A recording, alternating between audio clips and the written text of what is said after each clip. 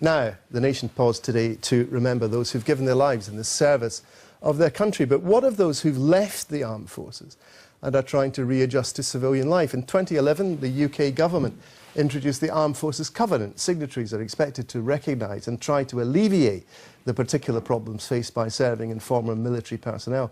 But finding a job and a home can still be difficult. Our reporter, John McManus, has been to a support centre in Govan to meet former service personnel.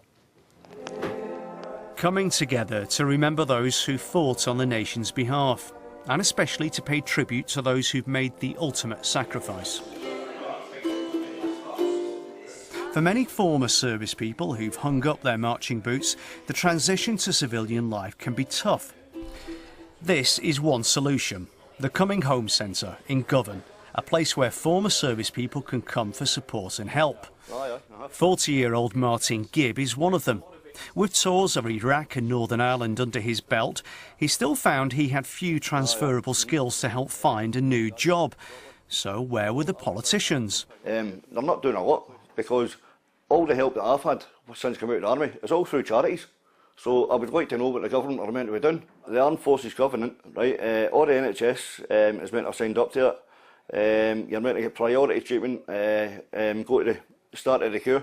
On the doctors, right, when I'm not well and I phone up my doctors, right, I can't even get past the doctor that's on the phone.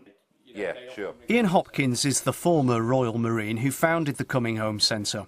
He sees a wide variety of problems among the centre's users. The vast majority of people that come through these doors tend to have a mental health issue of some kind. But when you've got that mental health issue, you've got all the baggage that goes with it. So some of them are homeless and either sofa surfacing or you know, sleeping under bridges, etc. There's financial problems and worries. Occasionally there's problems with addictions and self-medication. Like Martin, Ian also questions whether the Armed Forces Covenant has made an impact.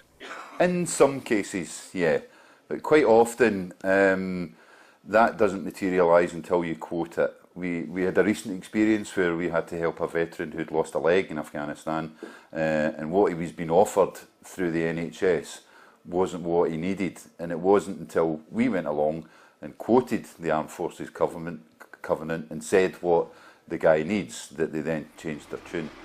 29-year-old William Graham and his sniffer dog lead left the forces in December.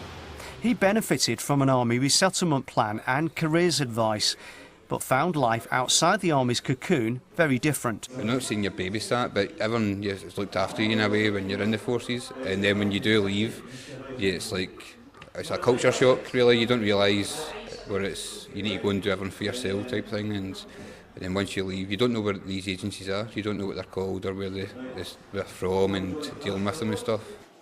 Should veterans then be given more help to adjust to life out of uniform? And how far should they be prioritised, for example, when searching for somewhere to live?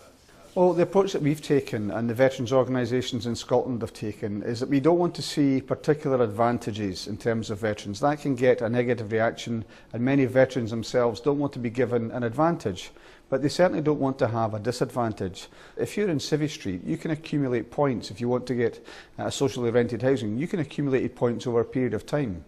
Well, many of our personnel, service personnel, don't realise whilst they're actually in the armed forces, they can accumulate points through that time as well. So when they come out to leave the forces, they will already have those points which will help them access a property. Back at the centre, Ian would like to see his methods spread across the country. I'd duplicate what we do all over the place, without a shadow of a doubt. Help centres where people can do meaningful work in helping veterans get resettled into their communities. But when it comes to organising and funding that help, have we struck the right balance between charities and the state?